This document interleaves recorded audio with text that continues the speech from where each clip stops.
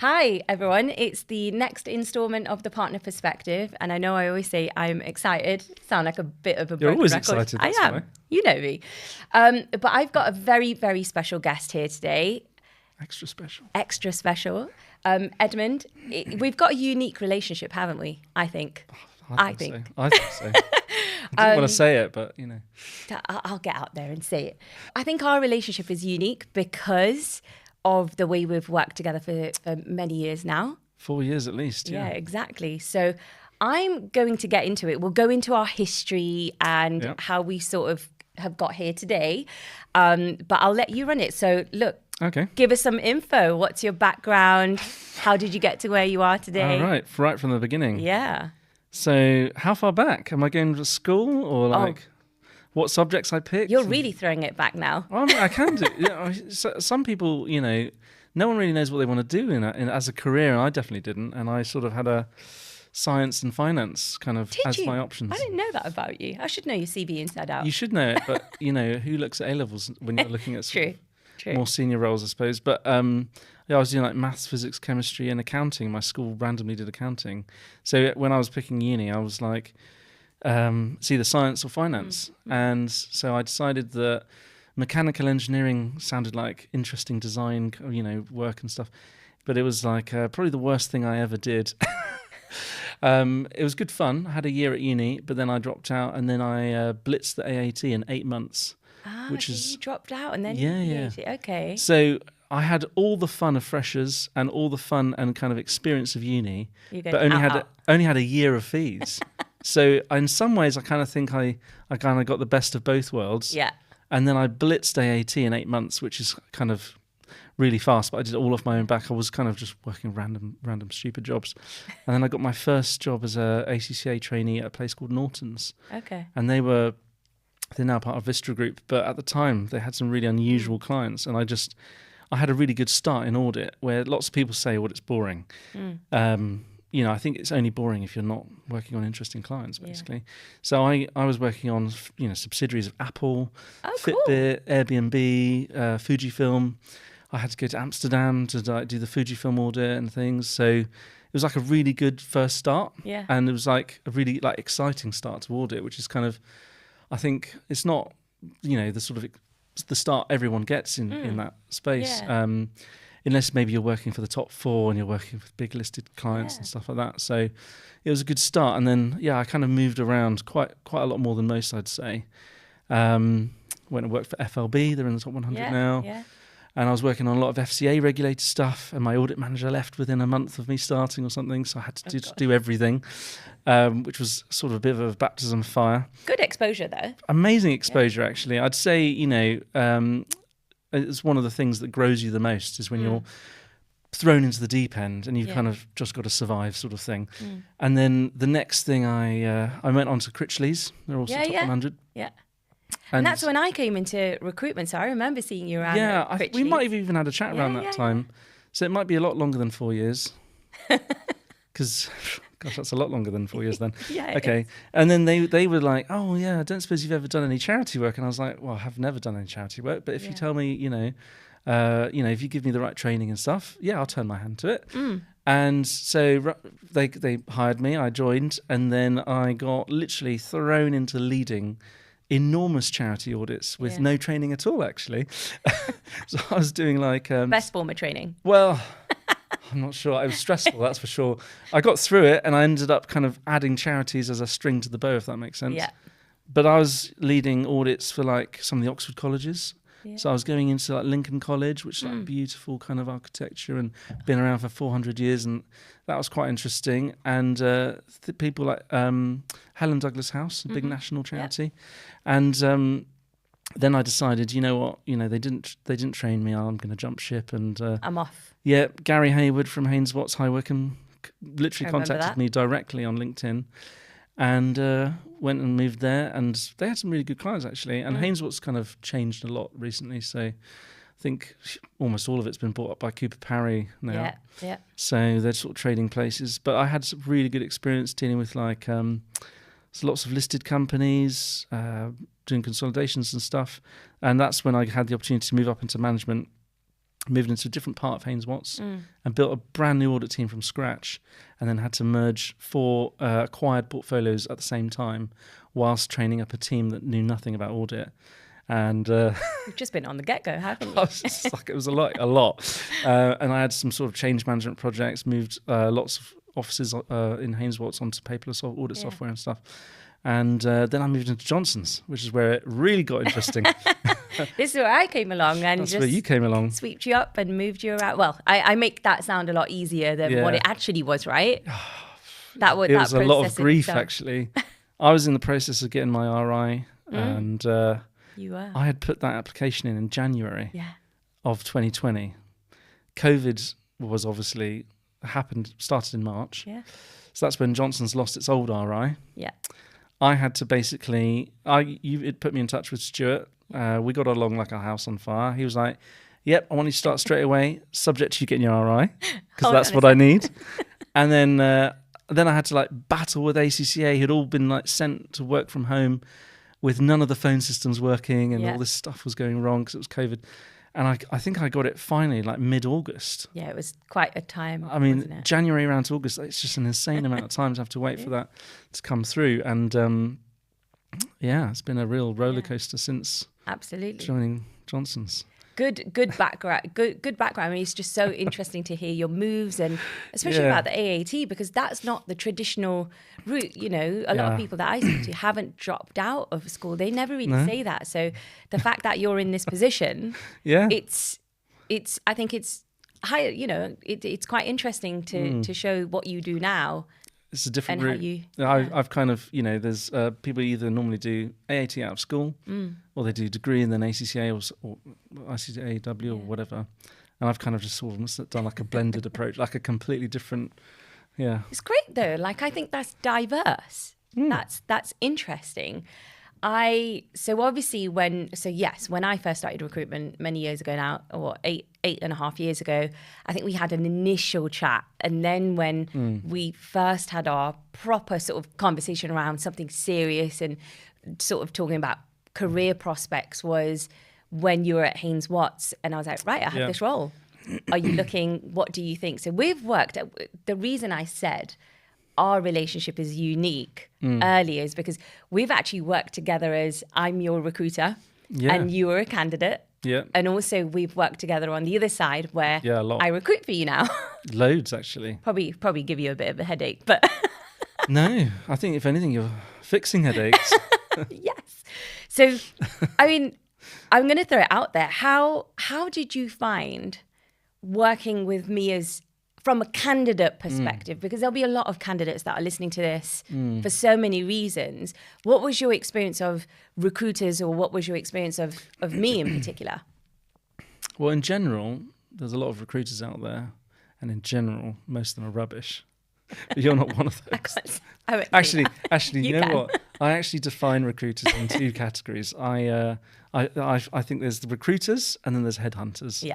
And the way I differentiate between the two is recruiters are just trying to put bums on seats, and headhunters are actually understanding the brief. They send a couple as almost like a tester, which you've done plenty of times, especially when it's something that's slightly outside of your, almost you're stretching, you're stretching outside the boundaries of what you normally do, and then receive some feedback and then nail it. And kind of, it's a very quick process to finding the perfect candidate or 3 perfect candidates, and then got some choice. So that's been my experience of dealing with sort of recruiters generally, but also you. There's not many good recruiters out there, and I think it makes a big difference, because I think candidates stay for longer if they've actually been paired properly. 100%. And we've ended up with some really good people through you who are, well, they're not just good people, they're fantastic people who we've got a development plan for them to get to where they, to where they want to be as well. And we've identified something, more than just years of experience. They go above and beyond. Yeah. I think something you said within that is really, really important to highlight, which I think a lot of hiring managers don't do what you do. Okay. And you're looking at me like, what am I doing? You're about to surprise me then. It's, you said, I send a couple of CVs to test the waters, especially if it's something that I don't know. Firms are growing. There's new roles coming out. Roles that roles are existing today that didn't 5 years ago, 10 years ago, right? Yeah. That will continue to happen. So what is important is when I sent you those CVs, what did you do? You gave feedback to me. Yeah. We sat down. Right. Do people not do that? Exactly. Oh, well, right. Here's we go. Here's another. I'm opening a can of worms now.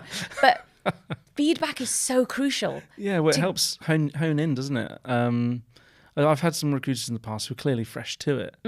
And they were saying stuff to me. I was like, you're using like the complete wrong language for this industry. You really need to be saying X, Y, Z, and then literally next week they sent me stuff that was actually worthwhile. And so, maybe I'm doing your job for you. I didn't realise that. Might have to get a reduction on the fee. Oh no, absolutely not. Costs are going up. Everything's going up. But no, on a serious note, it's because feedback is never given. So you've got a recruiter that works on your brief for you, and if you don't give feedback, they're never going to get it right. Yeah, it makes absolute sense when you lay it out like that. But I can see why lots of people just kind of almost like assume recruiters would sort of know. But like, especially if they say, oh, I'm a specialist in audit or accounts or whatever. So, but again, as well, with recruiters, I think one thing they do is, two things. One, they're very short-term thinking. It is about bums on seats, and I want the fee, and I want the fee now, right?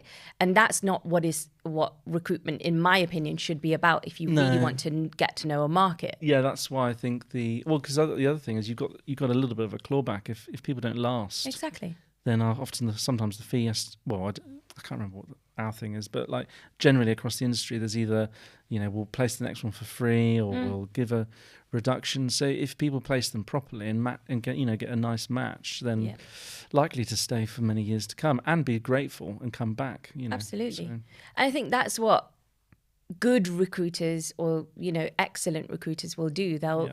I've said to you before, I don't want you calling me headhunters. Such experienced recruiters, professionals. Yeah. But I think what they do really well is, I don't want a call. I don't want you to call me and say, Sheens, this hasn't worked out, because it's aggro for me, it's aggro for you. Yeah. It's stressful. And if you do genuinely really know a firm and their culture, it should be the long-term view of this candidate matches because of this. And sometimes people might look good on paper, but they're not going to fit with that hiring manager. If I know someone's personality won't go with you or Stuart or someone else in the business, I won't send it. Yeah, exactly. Because they won't last. That's why it's working. Well, long may it continue. Yeah, exactly. On the flip side, where now you're my hiring manager. That's right. Hence why you're on this podcast. It's amazing, isn't it? How time flies. I must be one of your most successful placements, because then I became the person that created more work for you. Exactly. That's the aim of the game, right? So to speak. But from a hiring manager perspective, I now get to work with you, not only as a candidate, because you see we always really got along anyway, didn't we? But I think it's, different that I get to sit down with you, understand the growth plans, sit down with Stuart to say, where's the business going? Yeah, exactly. How can we help with that? How can we support with that? And I think that's where I really get excited. It's not about the one or two placements. It's what is the growth plan here? Yeah. And I think having conversations like that is personally what gets me really excited. Yeah. Yeah, well, it's good because, having that insight means that you can sort of plan to ramp up at certain times. We certainly take on a lot of work at certain times of the year, and so those kind of chats are really helpful. Yeah, absolutely. Well, on that note of growth, where are we headed? So with Johnson upwards and maybe sideways for expansion. Yeah, probably. But how let's talk about where the business is going or growing. Yeah. How are you finding the growth plans? Man, we are ambitious as a firm, which you already know. I think I started in 2020 and I just replaced a dinosaur who was basically holding the firm back. And I'm kind of, I suppose, the total opposite of that. Yeah. And very much a sales-driven and growth-driven sort of person. And Stuart always wanted to grow it, but kind of couldn't with this guy there. So yeah, I kind of started, and first thing was to kind of revamp everything, basically marketing, sales, all that stuff. Yeah. I think there were 3 followers on LinkedIn at the time, and 2 of them were the owners of the business, and one of them was the senior manager who'd been there for 30 years already. So it was like nothing was really working on like the marketing front, and I think they were paying something like £200 a year on their website, and they were chuffed when they got 1 lead a year out of it or something. No. It was like, it was like 101 on how not to do marketing, So, and I don't profess to be like a marketing expert by any stretch, but we got a website guy and he redid the website. It looks very simple, but it's very fast. And we're generating a lot of leads through, lots of our marketing efforts that we're kind of spreading it all over the place, really. And we've grown by 500% in 4 years. Yeah, it's incredible, isn't it? And 400% of that was organic. So 100% of it was, 2 acquisitions we did in 2021. Yeah. So we've just kind of blown up, basically. Got about 80 staff now. We had 16 when I started. Yeah. So from a personnel perspective, recruitment is like high on the agenda all the time. Yeah. We are always looking ahead. Like, first quarter of this year, we won something like £1 million of new work. And that's such a strain on the team if you don't then say, right now, we need to back it up with additional personnel. And so what we're trying to do is we're trying to hire ahead of time, because we're kind of expecting the growth now. So we're trying to hire ahead of time to make sure that we've got a little bit of excess capacity at all times, because that's something that was really appealing to clients. And so it's all kind of pairing off. The whole thing is one operational, you kind of got to move it all forward to, at the same time. You can't just win the work and not do the recruitment. You've got to do it all at the same time. Yeah. So a lot of the work we won at the beginning of this year was because we had excess capacity in the team. We said, yeah, absolutely, we can slot this in this year. Yeah. We can do it in a reasonable time frame. And they were like, oh, this is amazing. So much of the audit market is stretched and doesn't have enough staff. So we're sort of in that unique position. And the plans for the future are sort of, I'm not sure there's a limit, to be honest. We can't. No rooftop. No rooftop. Yeah. Looking at 3 to 4 acquisitions. Yeah. Which, could be exciting. Yeah. You never know which one's going to pan out. Of course, they're always such a challenge, right? Because you never know which way it's going to go sometimes with mergers and acquisitions. Yeah, but it's exciting because it's more opportunities, usually for the firm that you're buying as well as for Johnson's as well. So, everyone has that opportunity to kind of move up as things are growing, and, inevitably some people who are part of the acquired just don't want to stick around. They're not up for the change. But then, that's an opportunity for someone who might have been held back within that firm to be moved up, or for someone in our team to kind of, take on a project of managing a portfolio where they haven't before or something. Yeah. So, lots of our team are taking on sort of more responsibility at kind of a quicker rate than you'd see in other places in the market. It's quite... Absolutely. I think it's really important to sort of just put your hand up, throw yourself into a challenge. It's the way, like, look, when you did it, it's the best way you grew. Oh, man. Right? You can have all the training in the world, but if you're not going to do it actually there and then in the job, it's the best way of learning.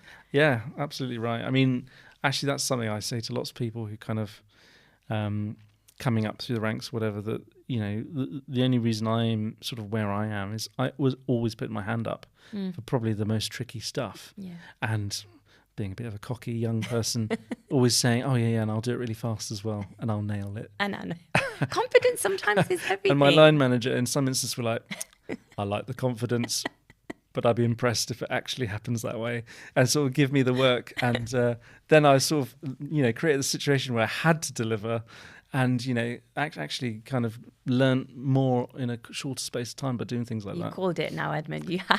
There's no other option. Once you say, yeah, I'm going to nail it, you just kind of have to, don't you? You put yourself under this pressure. Do you know what? I talk about this all the time. People need to back themselves more. Did we? I think so. We've talked about this. What's the worst thing that's going to happen? Exactly. You failed, but you learned something out of it. No biggie. Yeah, exactly. Well, that's what the optimist says, isn't it? Yeah, exactly. But I think, again, I think you've said so many relevant things. When a firm is moving that quickly, yes, you need to hire ahead of time. Yeah. Also, in our market, we've got 3-month notice periods. Oh, man. So again, you have to factor that in as well, which is a challenge. The whole market had 1 month except for us. I'd like us to have 3 months and everyone else to have 1 month so I can pinch the staff easily. Yeah. But no, that's a pain. 3 months feels like forever. Yeah. When you need them, because you have to have catch-ups, I think, because especially if it's a more senior hire, you wait for 3. It feels like it goes on forever. Yeah. But yeah, it is the market. So absolutely. And I think something else the business is really good at doing is when we do place candidates, you are in touch with them, because 3 months is a long time. Yes, people give their word, but things can change. It just takes one person to come and give something else, and exactly. off they go. Yeah, exactly right. I mean, I think recently we've sort of been waiting for a couple of people to start. I think we met up for dinner and stuff. Just wasn't sure what else to do really. Just you don't want them to forget why they're moving and what they're moving to. So that seemed to work quite well. What made you say yes to Johnson's? Because I remember at the time, Stuart calling me and he was like, I thought Stuart was a candidate for the way he was talking about it. And then I was like, I know the perfect person. I just called you. And it's not often I'm making it sound easy. It's genuinely not that easy. I didn't realise it was that kind of honed in on one person on your side. But why did I say yes? Well, me and Stuart are really similar in a lot of ways. And so I obviously came to the office and we had a long chat and had like multiple phone calls as well. But we just seem to see the world in the same way, I suppose, and see the issues in our industry in the same way and the things that need to be fixed. And we're also very much like two sides of the same coin. Stuart's come from a really interesting corporate finance kind of background. Yeah. And at some point, I'm sure you'll drag him onto this to have a chat. Although getting a word in edgeways might be tricky. But so he's kind of got this corporate finance background and he's really good on the tax side of things. And then I've come up more through the traditional route, but then had more of these kind of opportunities to do change management and integrating like acquired portfolios, all at a reasonably young age. Like it was kind of almost like lucky and I was sort of right place, right time sort of thing. And so I think the areas that he's weaker on, I'm strong on, and the areas I'm weaker on, he's strong on. So I'm not sure if I noticed it at that point, but we kind of clicked. And we also had vision, that we were going to build more than just an accounting firm. It was going to span out into other things. And we've already kind of started doing that. So we've got a software development team, which is kind of building some tools, which at the moment it's just for us, but at some point might be for wider ends of the market and stuff like that. It's very exciting to be able to sort of design that kind of stuff. And the other stuff, we're looking to branch out into different service lines which aren't just accounting and finance, but I won't go into it just yet. Yeah, that's off the cards. And that's a secret for now. So basically, you heard it here, guys. I'm a matchmaker. Basically. Sounds like a perfect love match. Basically. Oh, man. I can't wait for Stuart to hear this. We have joked about this, that we see each other more than we see our families. Your partners. Yeah. It's probably true. Yeah. But, you spend so much time at work. So. You do, honestly. I think, okay, all jokes aside, I think you really do have to, this is where culture really matters. Yeah. Because it's not about just the salary anymore. No, it's not. It's not just about the work life. It's about enjoying where you are. Yeah. Exactly. Who else is in there? How do I get along with them? We spend so much of our lives at work. We might be laughing about it right now, but it's so key to really vision, the vision, see eye to eye, get along with that person genuinely. I've got, I don't know if you've met Jules yet. I always talk about Jules, Dave and Chris. We genuinely get along like a house on fire. Yeah, it's nice. It's crucially important. If you're going to, especially near a deadline where you just got to work, a longer day or whatever, and you're spending all this time with people in the office. If you don't enjoy being around them, I mean, your life's going to be boring. Yeah, well, it would just be hard work. Yeah. It feels like hard work. Whereas if you actually get along with them, you're kind of, you know, end up with, you know, almost being friends with some of them and stuff. It doesn't make work feel as hard. Yeah.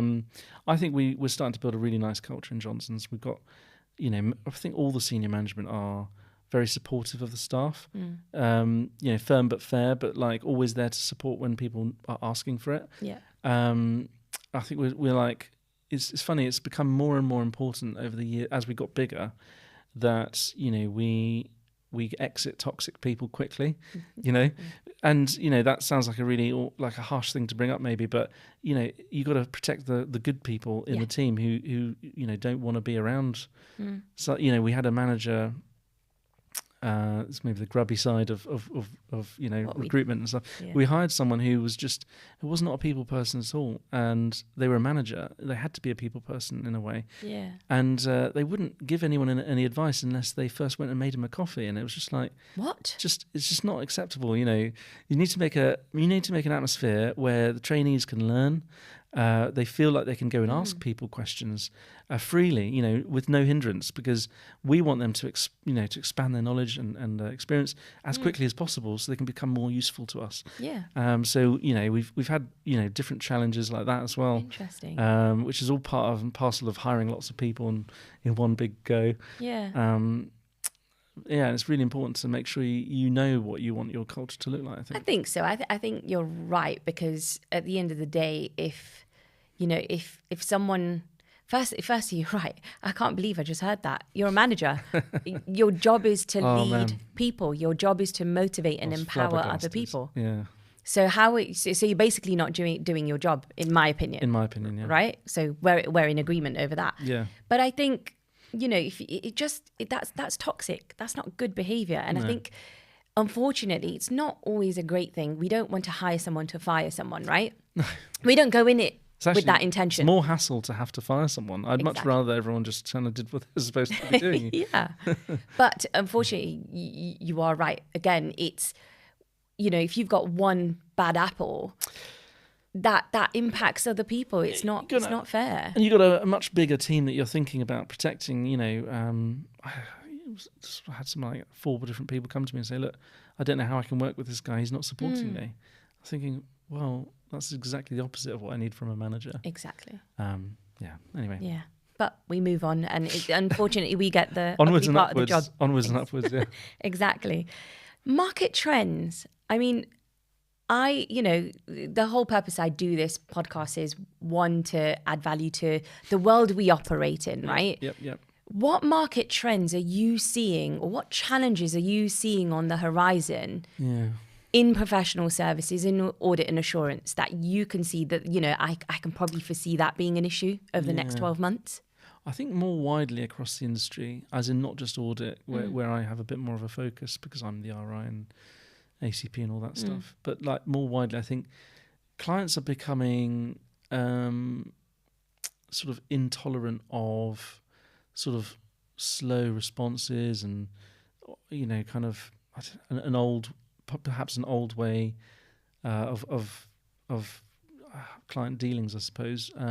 Once upon a time, when you had to sort of these old sleepy firms, I mean, they still exist. You know, you could respond within 3 days, 4 days, and it wouldn't be a problem. But clients now, I think, have an expectation. If you email them, you respond within half a day to a day. And now I think it's the norm. Like, most of us would probably see that as the norm. But when you've got like quite a large portfolio, that can be a real pressure on the manager. And so what I'm seeing is, you know, firms that are able to have the right systems and the right people with the right support underneath to deal with being really responsive and nimble, basically are cleaning up the market. Most of the people you see on LinkedIn who are kind of saying, oh yeah, we're growing. It's because they're using software to make sure they're nimble and really responsive. And that seems to be the one thing that attracts clients and retains clients, from what I can tell. I've not heard anyone say that. I mean, yes, obviously, I think it must be a concern. It's like the whole, you know, need everything now culture that people talk about across the board, I think. Yeah. But it is seeping into professional services, and it's something that basically all accounting firms need to be aware of. I'm sure most of them are, but in audit, there's tons of change. I mean, obviously, we've chased after a PI license, so we've got 10 listed clients now. Yep. But some of those are foreign listed, so UK companies on foreign exchanges. Anyway, it's like a new world. We're dealing with the FRC loads, and actually they're being really supportive. We're probably getting more support from the FRC than we ever did from any of the RSBs in the past, which is great. But there's Labour's come in and they've now said, you know what, we're going to change the definition of what a PI is. So that means there's loads of large companies who aren't listed who are now going to fall into a PI category, which means that I'm sure there'll be a number of firms that are looking to get a PI license from the FRC. So that'd be interesting to see how many actually want to do it, because it's an awful lot of additional liaising, and if you've only got one client, it really isn't worth it. You really need like 5 plus, probably more like 10 plus to make it really worth it. Yeah. I think it also means there's going to be a lot of clients moving around. So there's going to be, and probably you find a lot of the sort of smaller firms are picking up more clients, as we've seen sort of over the last couple of years. Yeah. Stuff came out recently with some of the sort of bigger firms had some not so good audit quality reviews. Won't name their names, just Google them. Not sure I'm allowed to name their names. Why not? But beep. Beep, yeah. And so, you know, that's a reputational thing. Yeah. And I don't know what that will mean for huge amounts of client portfolio in those firms. You know, are they going to be caring about it? Is the audit just a tick box for them? I don't know. Are they going to look for perhaps a smaller firm where there's less scrutiny? Because whenever you get these kind of slightly bigger firms who kind of end up in the limelight all the time, they're in the limelight in part because they are a big brand. Yeah. Some of the smaller firms who, you know, have been fined in the past, you know, recently and stuff, people just aren't aware of it because they don't know them. The brand's not big enough. So I think there's lots of clients who don't want, in some cases, to be attached to a brand that's always in the news and not always for the right reasons. So again, I think there's going to be a lot more client moving around, and lots of the smaller firms are going to see above inflation growth, like us, hopefully. Tax changes, I mean, I think the tax scheme team is going to be super busy. There's not enough tax candidates, though. I don't really know what Labour's going to do. We just know that CGT is going to get hit, most probably IHT is probably going to get hit. So I think there'll be loads of advice, and I think there'll probably be like there'll be a bun fight over like loads of tax candidates probably in the next 6 months, because there'll be just a huge influx of like advisory inquiries, and all the firms are just going to have to react to it. Oh, of course. And then that will drive salaries up because there's just not enough tax candidates in the market as it is. It's really a very saturated market. Exactly. So that's a lot of challenges, I think, the professional services market will change. That was like a list after Sorry, yeah. The whole list. It was a long list, wasn't it? But I think... You can edit it out and halve it if you want. No, absolutely not. I think it's you know, there's a lot there.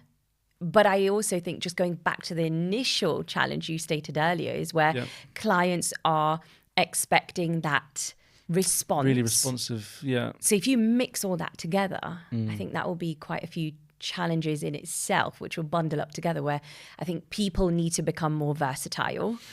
Clients, as a result, will need to have, you know, just put processes in place where they can react. What do? Do you get you know, more and more people are starting to outsource. You know, do you get international teams to pick up those queries? There's so much, isn't there? But then is the quality there? Is the communication there? There's so many. I could talk about this all day. Yeah, I mean, there's a lot of firms outsourcing. We don't really like it. We're 100% UK staff at the moment, and I think we'll plan to continue to do that. Thankfully, I think because of our growth story, we find that more often than not, candidates are at least interested in hearing our, you know, story and what's on offer, and they can see the growth opportunity for their career because of the growth. So I think that means that we'll be able to sort of keep away from the outsourcing thing for a while, hopefully. But once everyone's doing it, you know, maybe we'll have to do it at some point. But I'm going to hold that as long as I can. very controversial view, because a lot of firms might look at that as cost line, various. What can I probe on that a bit more? What makes you not want to do that yet? So I've worked for some firms that tested it out, and the quality was really up and down. Mm-hmm. And I mean, some of the firms we've looked to go and potentially acquire, and it was like very early stages, and we didn't take it any further. They outsourced because they couldn't find the right staff, but then because the quality was so low, they doubled the amount of managers they needed. So they didn't actually make a cost saving, or if they did, it was marginal, not enough that the client would save that much, would actually feel it. I think the jury's out on whether it actually benefits clients. I think it can benefit the firm, but I don't think it necessarily benefits clients. I think if you've got dedicated team in the country that it's being, where the clients are being serviced from, then I think you get a lot of synergies with having the people that work in the same team sat right next to each other, and having a quick chat and having this kind of thing where you've got like a massive time difference. I think that wastes time personally. But that's just from looking at the firms that I've looked at. I'm sure someone's figured out a more efficient way of doing it. And I think places like South Africa are coming out as being a more viable solution. It's almost the same time zone. They already speak the same language. So even if there's a bit of a South African twang, you could definitely sort of understand them better potentially. The training for South African CA qualification is very rigorous. You have to do a degree, and then you have to do your articles. So it's something like 6 years of training. So potentially that will become the norm, and people sort of come away from using India and places like that. We've looked into it. At the moment it still suits us to have people in the UK, and we've got spare space in the offices. So I get the synergy thing. If you can be hands on with your client, it does make a big difference, doesn't it? And sometimes you need to send someone to site. Go and physically verify an asset, or even if it's the accounts team, go and have a face-to-face meeting, which is highly valued by the client often. And maybe you need to work on the systems from their site for some reason. We've had that tons of times. So there always has to be, in my opinion, people in the UK, for whichever firm you're talking about. I don't think anyone's figured out how to outsource the whole firm yet. So no, not yet. That'll be another challenge coming up in many years to come, I guess, if not. Your RI status, I'd love to probe on that, because a lot of candidates that I speak to at that SM level, director level, might be going for that in a couple of months, might not know where to start. Could you shed any light? Because you've been through it, and I know I was there, but I didn't do everything. I just heard about this is what's going on, Sheens. I know they're taking ages, but could you shed any light? What's the process like? If you can spill the tea on the RI process. I probably had a tougher route through, because I was doing it in a year when the whole world had been turned upside down during COVID. But I mean, you got to collate an awful lot of experience, and if you've done virtually a pure audit role or 60-50% audit kind of role for your career, you won't struggle to pull together the various sort of case study things you need to talk about. But essentially you're asked a bunch of questions. How have you tackled something technical? How have you dealt with a client challenging your view? How have you, and you basically got to pull together a load of case studies where you've had these difficult conversations or identified these issues and explain how you resolved them, just to kind of show that you've got that breadth of experience. And then you've got to get that signed off by someone who's been working with you and knows you. So one thing I would say is it's definitely easier to do it in a firm where you've been for a couple of years. Right, okay. If you're someone who hops around every year, then when you get to RI status, you're going to have to go and talk to people that are potentially in the firm you've just left, or potentially they've moved on. So you need to keep track of these people, and sometimes that can be tricky. So we've got one person in the firm who's going for RI status right now, and because he's moved to us like quite recently, and it's his first RI post, he's got to go and contact people from like years back. That's quite a bit of an effort. It's a real pain, and it kind of is what it is. And there's not like a central register of these types of people where you can just say, oh, it's that person there, go and speak to him. You've got to go and, you know, find where they are, if they might have moved to another firm, and, you know, get their email and then put them in. And, you know, if it's a busy director or RI at the firm that, you know, you're no longer employed, you're like at the bottom there listed. Oh, of course, yeah. They've got other things to be getting on with. If you know, the first time you get RI status, definitely worth doing in a firm you've been in for a couple of years. It just makes it so much easier. Okay. But apart from that, you know, it's a process you gotta bear with. Bear with. Is it costly? Does it cost much to get the RI status? There's an annual fee for having an audit license. I think getting the practicing certificate and the audit license with your RSB. So what you need to do first is you need to get qualified. Then you have to have 2 years post-qualification.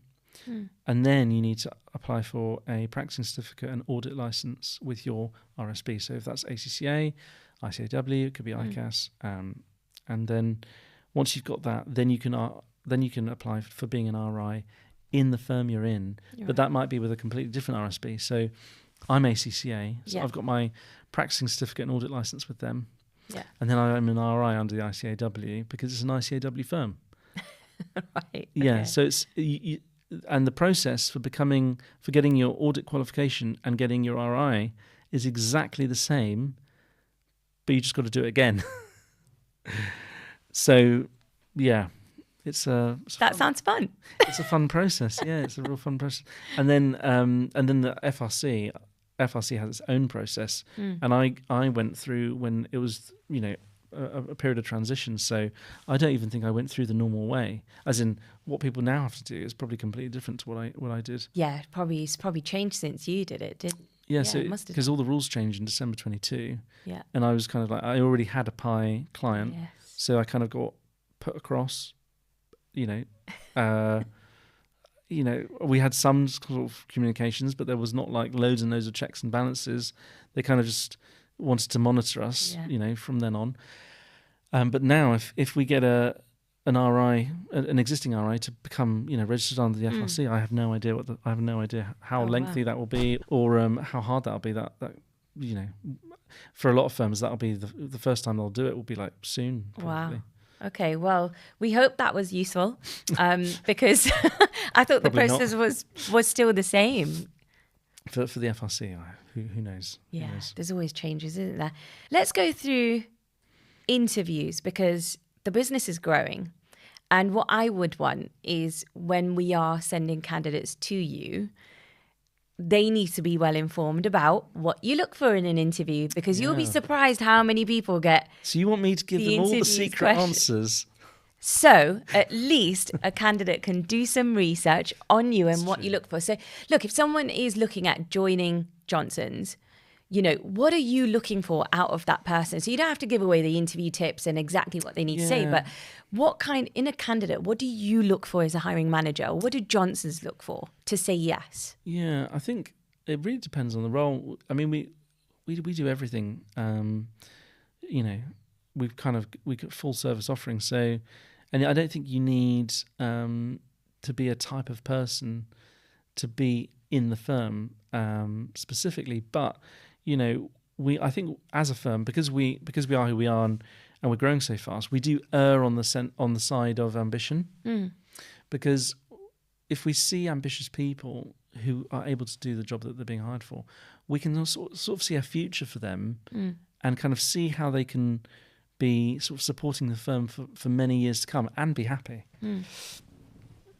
So I think that's probably the thing that we look for, where other firms, maybe that's less of a priority. So that's probably maybe like, I don't know how people show that in the interview as much of, it's more of a gut feel, I suppose, because you get talking to people and, you know, you want to try and get to their character as much as possible.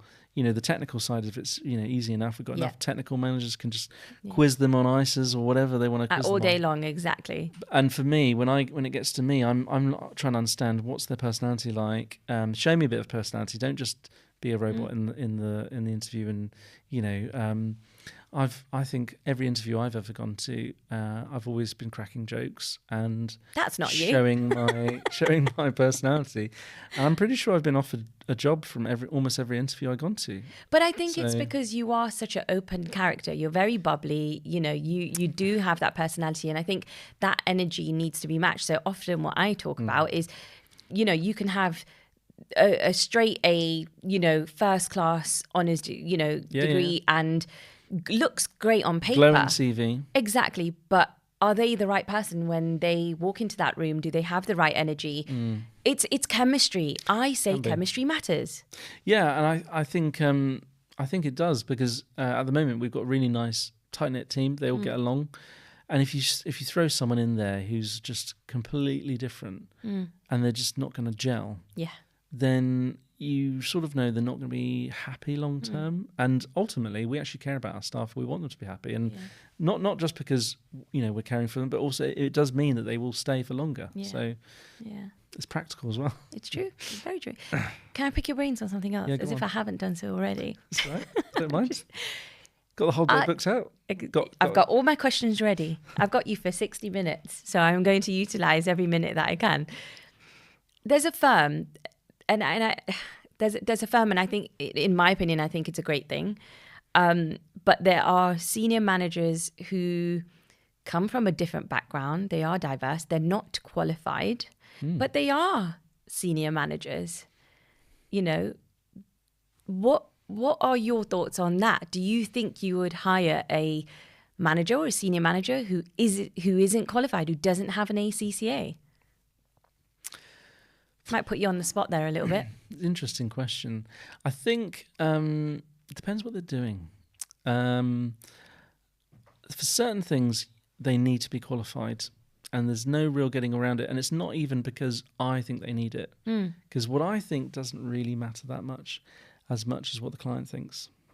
So it boils down to the client, does it? Well, I think it has a huge amount of weight. I mean, if I'm going to say deal with a listed client, shares on the stock exchange, and it's an audit, right? This is an important assignment, and the client doesn't want to deal with a senior manager. Doesn't matter how great they are, they want to see some qualifications after their name. It adds weight. But granted, we're dealing with slightly different clients to other firms. There's only about 40 firms that have a PI license, for example, in the country. If it's tax, I think, again, it depends whether it's advisory compliance. If it's advice and people are pegging hundreds of thousands of pounds worth of potential tax saving on it, they want to see ATT and CTA after the name, if they can. And that will be a big part of what they will compare against when they're sort of doing their tendering process. If it's just compliance, going and doing a personal tax return, there's not loads hanging off that. What's the risk ultimately? I mean, it's not going to be the end of the world. You can always resubmit. So for compliance stuff, whether it's accounts and tax, you can probably get away with it more.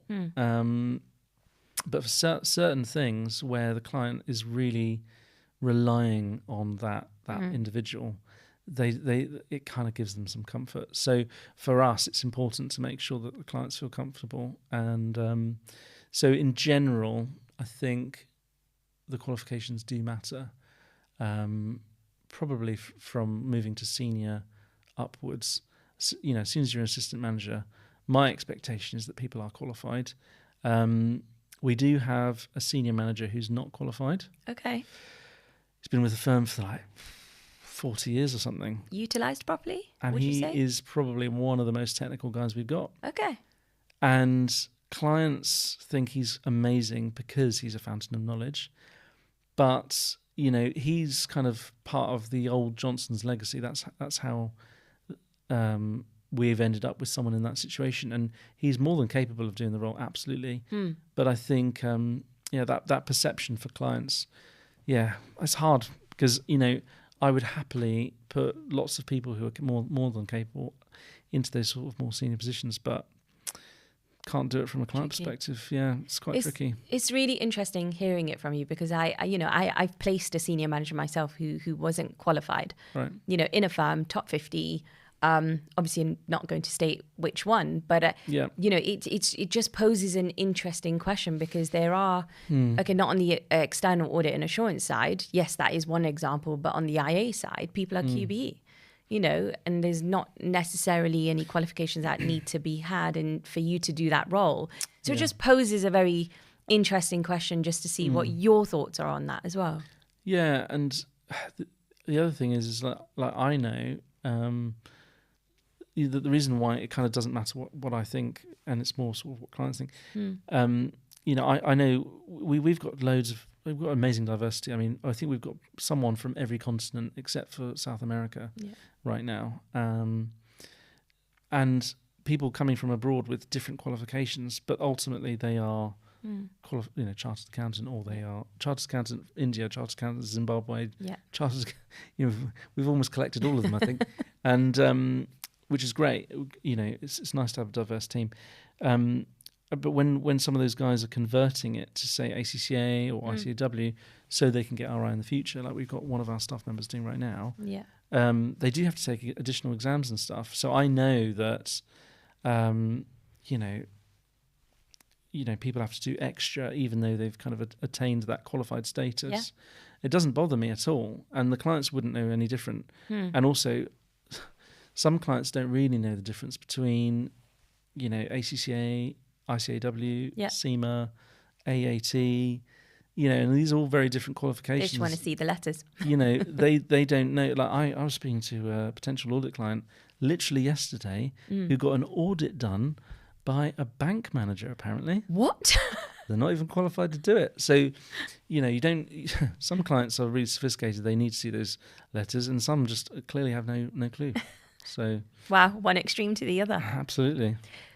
People say audit isn't fun, right? Which I disagree with because I recruit and I love it. I love talking to auditors.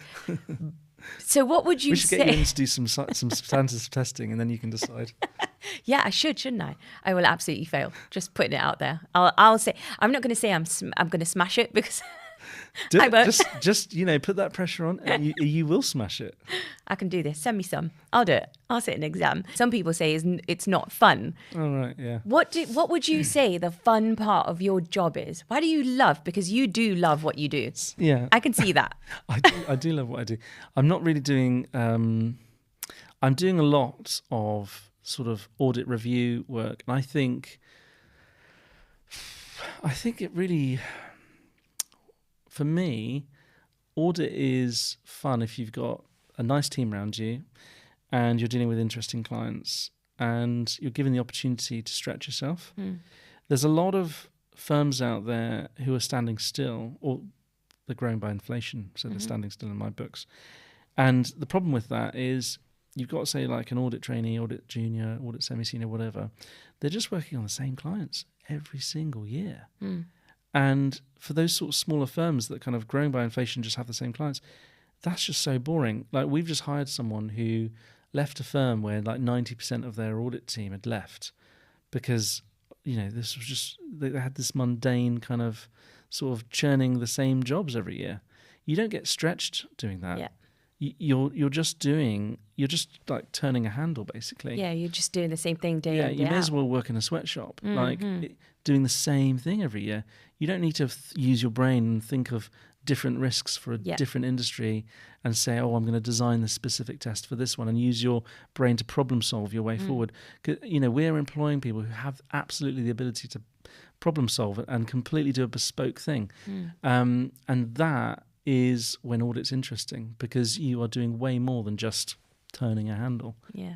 You're designing something. You're actually problem solving your way to a solution. So that's why you love it. Yeah. Anyone who's sort of mathsy problem solving, they love that. They get high off of it. Yeah. Love that. Brilliant. He's also telling a bit of a porky. He's out with clients, and that's what you love about it. You love lunching, dining, drinking. Edmund, you've been amazing to have on here. Thank you so much for your time. I was so excited to do this, and we've just been chatting away. But I could have gone for more than an hour. Thank you so much for being here, and thank you, for adding value to the world we operate in. Giving your views, your opinions, your background. Absolutely love it. So thank you so much for being here. Thanks for having me. Thank you.